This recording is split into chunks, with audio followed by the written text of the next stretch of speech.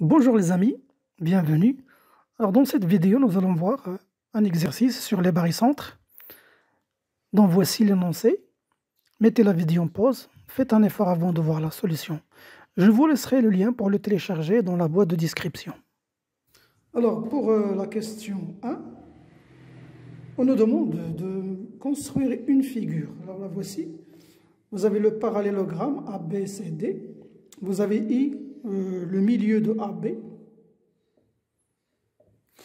Et vous avez ici J, le point d'intersection de CI, et la droite BD. Alors, dans la question 2A, on nous demande de montrer que J, ce point J, est un isobarycentre du triangle ABC. Ça veut dire que c'est un centre de gravité du triangle ABC. Eh bien, alors, dans le triangle ABC, qu'est-ce qu'on remarque ici? Regardons le triangle ABC. A, B, C. On remarque ici, regardez la droite CJ. CJ. Regardez, elle passe par le sommet ici C et elle coupe le côté opposé par le milieu. Ça veut dire qu'elle passe par le milieu du côté opposé. Alors cette droite, c'est une droite remarquable dans le triangle. C'est la médiane. Donc on peut dire que CG est une... Dans ce triangle, CG est une médiane. Bien. Même chose ici pour la droite BJ. Elle passe par le sommet B. Et regardez, elle passe aussi par le milieu, parce que là, c'est le centre de parallélogramme, c'est O. Là, elle passe par le milieu du côté opposé qui est le côté AC. Donc, BJ et BJ est aussi une médiane. Une médiane. Ça veut dire que J est le point d'intersection de deux médianes. Alors, puisque J est le point d'intersection de deux médianes, alors J est l'isobarycentre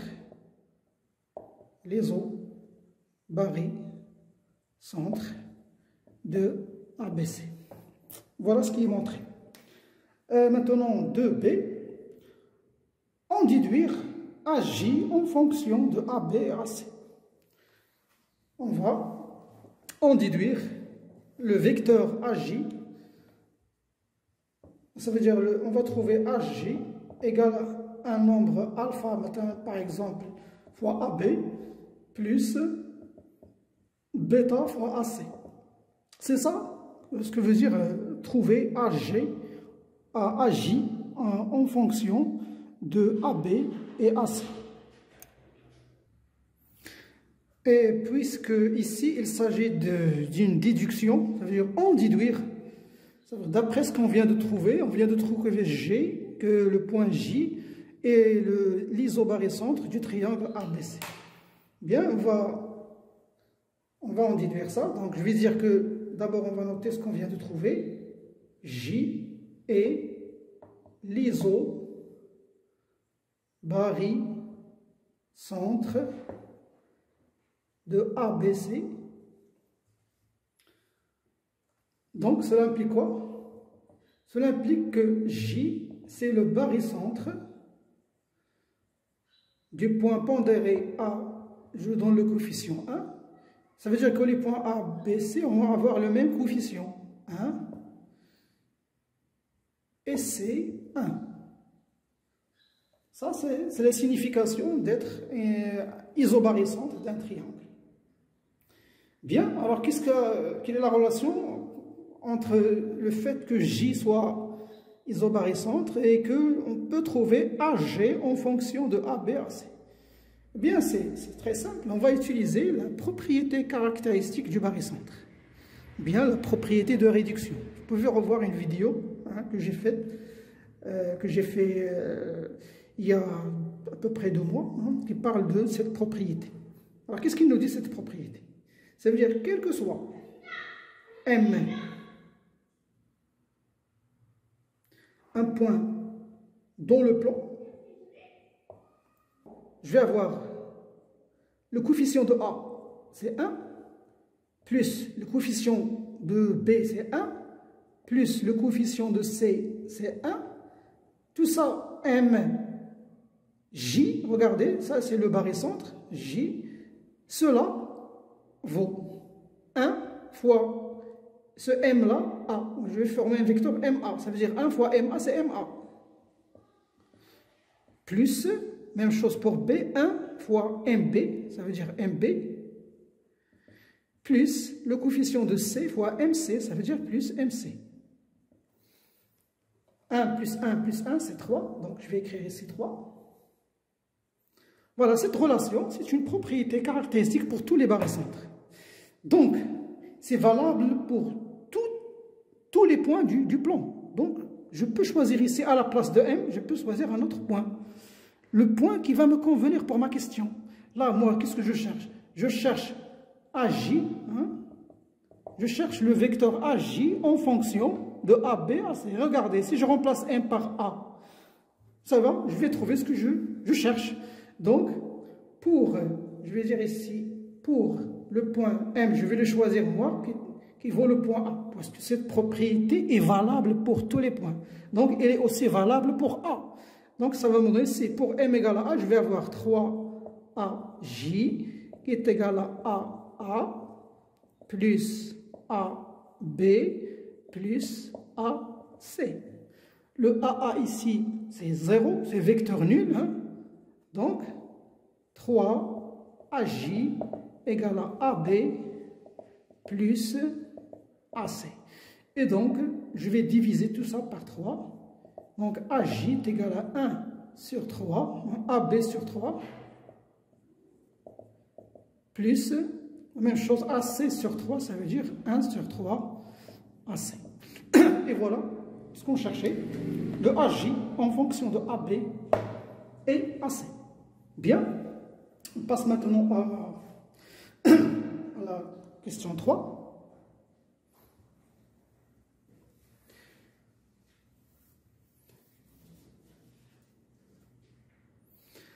Pour la question 3, regardez, j'ai laissé ces données-là parce que je vais avoir besoin de ça.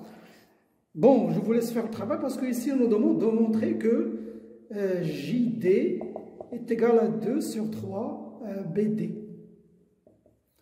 Eh bien, vous allez utiliser cette propriété. Voilà, vous mettez la vidéo en pause.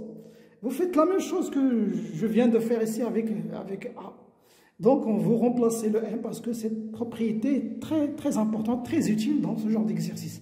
Donc, pour trouver JD en fonction de BD, donc je vais remplacer ici. Oui, vous allez deviner, donc c'est D. Voilà. Donc, je vais dire pour D maintenant, pour M égale à D, pour que M égale à D. Donc, cette propriété est toujours valable. Je vais avoir 3D chi égale à DA plus DB plus DC. Eh bien, avant d'utiliser la relation de Charles, regardez ici, j'ai déjà DB, donc je vous montre ici qu'est-ce qu'on cherche. On cherche à montrer que JD égale à 2 sur 3 BD. Voilà ce qu'on cherche à trouver. Ça, c'est notre question. Déjà, ici, j'ai BD, j'ai GD, j'ai DG, j'ai DB. Donc, je dois me débarrasser de ce DA et ce DC. Je dois les transformer en DB. Déjà, ici, j'ai D. Il me faut un B. Eh bien, on va utiliser une propriété du parallélogramme. Regardez ici, le vecteur DA égale au vecteur CB. Là, je vais remplacer le vecteur DA par le vecteur CB. Donc, cela vaut CB plus DB plus DC. Maintenant, je vais prendre ce vecteur CB et je vais le mettre à la fin. Donc, je vais avoir DB plus DC plus CB. Et vous l'avez remarqué ici, vous avez la relation de Charles, CC. Donc, je vais avoir DB plus DB. Ça veut dire que 3DJ égale à 2DB. Et du coup, DJ égale à 2 sur 3DB. Je n'ai qu'à inverser le sens des vecteurs pour avoir ça. Si j'inverse ici, je vais avoir moins JD moins BD. Le moins va se simplifier avec le moins et j'aurai JD égale à 2 sur 3 BD. Bien. Passons maintenant à la quatrième question. Alors là, on me donne que J, un point J, qui est le barycentre des points pondérés A, avec le coefficient moins 3, et B1 et D moins 1. Alors on nous demande de montrer que les vecteurs AJ et le vecteur JD sont colliniaires. Bien, pour montrer que deux vecteurs sont colliniaires, il suffit de montrer que AG égale à un alpha qui appartient à R fois JD. Si j'arrive à montrer ça, ça veut dire que les vecteurs AG et JD sont colliniaires. Eh bien, voici une donnée qui va nous aider. Donc, là, j'ai deux options. Soit j'utilise les relations, le fait que G est barycentre, et dire que moins 3GA plus GB moins GD égale au vecteur nul. Je développe avec les relations de Charles et je trouve AG en fonction de JD. Je peux faire ça. Mais si on utilise la propriété caractéristique, toujours cette fameuse propriété est très utile dans ce genre d'exercice. Donc je vais la réutiliser pour que vous la maîtrisiez vous aussi. Donc je vais répéter ça. Donc J est le barycentre, ça veut dire quel que soit M, vous mettez la vidéo en pause, hein, essayez d'utiliser cette propriété.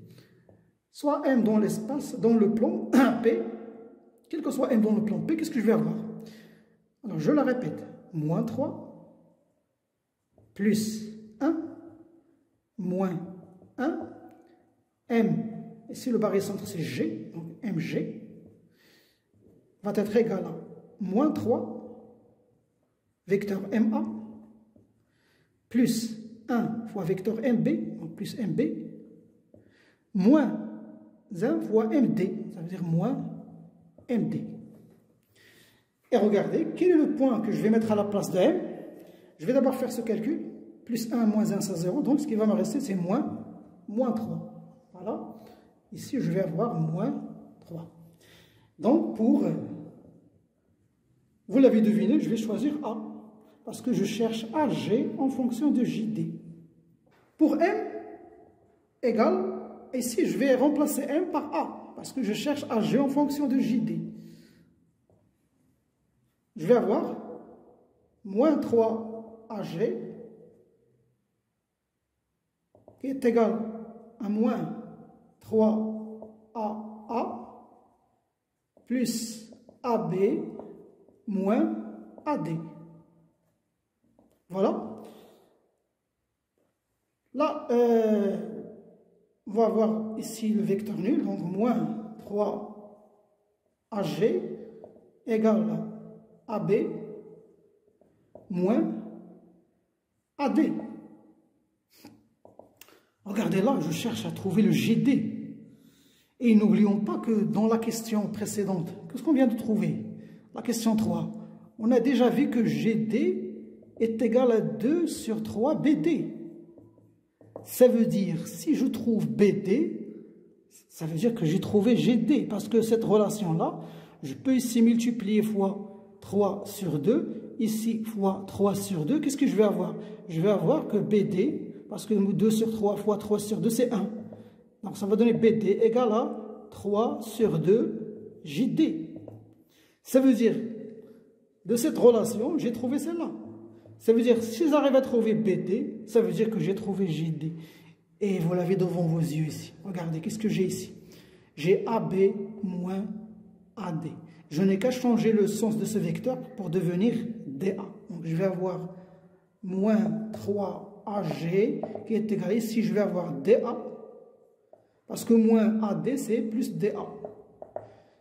Plus AB, pour utiliser ici la relation de Charles, moins 3AG égale à DB. Voilà. Et donc, je n'ai qu'à changer le sens ici pour avoir le moins. Donc, moins 3AG égale à 1 moins BD. Et donc, AG, je vais simplifier le moins ici, on va me donner 1 sur 3 BD. Et moi, je cherche AG en fonction de JD. Donc, je vais remplacer BD maintenant par 3 sur 2 JD. Donc, AG égale à 1 sur 3 fois 3 sur 2 JD. Et donc, AG est égal à 1 sur 2. Je vais simplifier le 3. 1 sur 2 JD. Donc, on vient de trouver le alpha, c'est 1 sur 2. Donc, AG et JD sont collinéaires.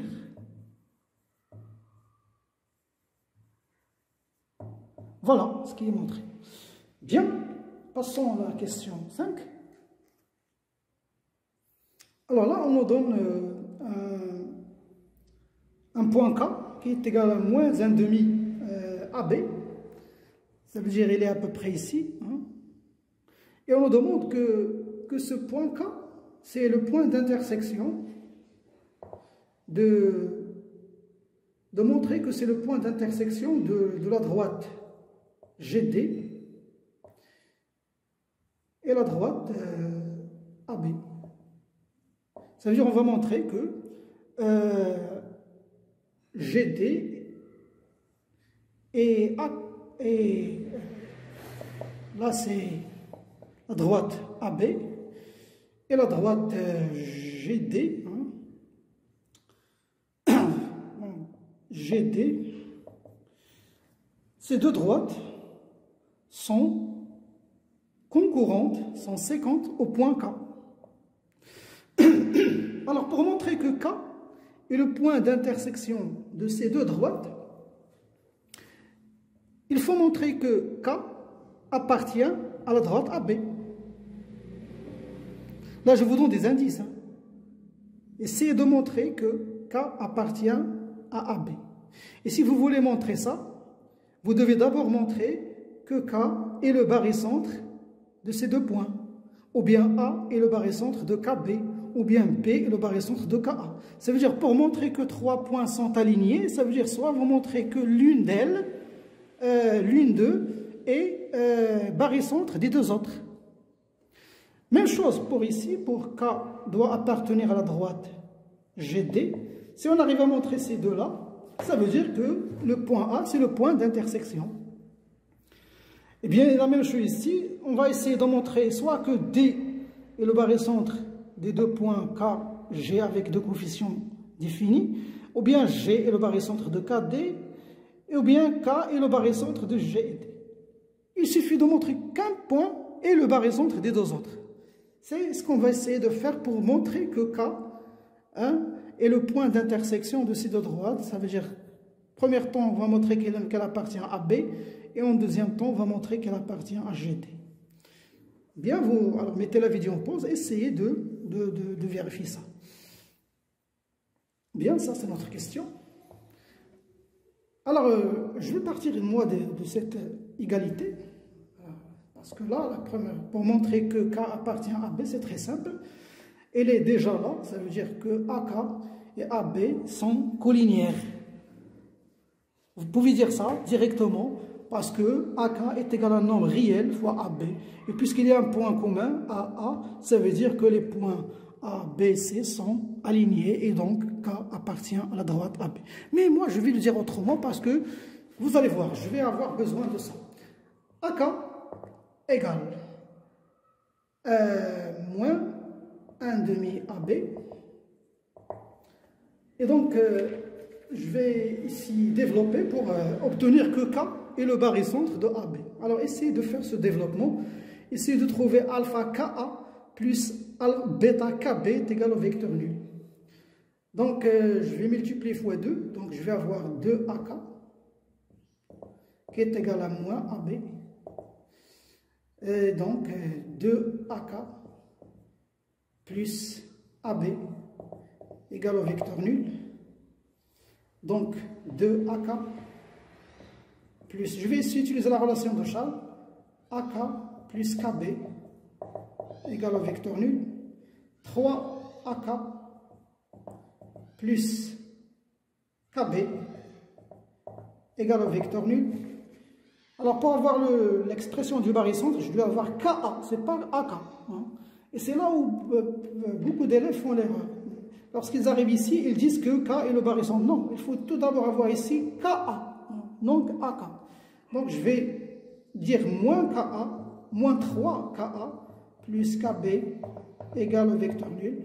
Tout ça implique que K, c'est le barycentre des points pondérés A moins 3 et B. Alors, je vous l'ai dit tout à l'heure, j'aurais dû le montrer directement par ici. AK est égal à moins 1 demi AB, cela implique que A, B et K sont alignés. Hein, donc, K appartient à B. Mais moi, j'ai préféré passer par le biais du barycentre parce que je vais avoir besoin de ça. Vous allez voir pourquoi. Donc, dire que K est le barycentre de A et B, ça veut dire que K appartient, cela implique que K appartient à la droite AB. Voilà ce qui est montré par la première chose. Maintenant, deuxièmement, on va essayer de montrer que K appartient à la droite GD. Elle appartient à GD. Eh bien, là, ce que je viens de trouver ici va nous être très utile. Alors, faites une liaison avec ça et ça. Qu'est-ce que vous remarquez? Oui, vous l'avez deviné, ici vous avez le A-3 ici, vous avez le A-3 ici, vous avez le B1. Alors, à quoi ça vous fait penser ça? Eh bien, ça nous fait penser à la propriété de l'associativité du barycentre. Alors, par associativité du barycentre, par associativité du barycentre, qu'est-ce que je vais avoir? Que notre G est barycentre de quoi? Je vais remplacer A et B avec leur barycentre, qui est K. Mais en additionnant les coefficients. Ça veut dire que les barycentres de K avec le coefficient moins 3 plus 1, et je vais garder le D ici, D moins 1. Moins 3 plus 1, c'est moins 2. Regardez ce que je viens de trouver, que G est le barycentre de K et D. Ça veut dire que les points K, G, K et D sont alignés. Et donc, cela implique G, K et D sont alignés. Alors, K appartient à la droite GD. Alors, je vais essayer de noter cette 1. Là, je vais noter 2. Donc, 2, 1 et 2. Qu'est-ce qu'on déduit? On déduit que K,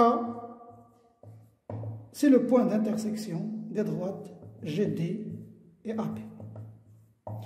Voilà, c'est tout pour cette vidéo. Je vous donne rendez-vous à la prochaine.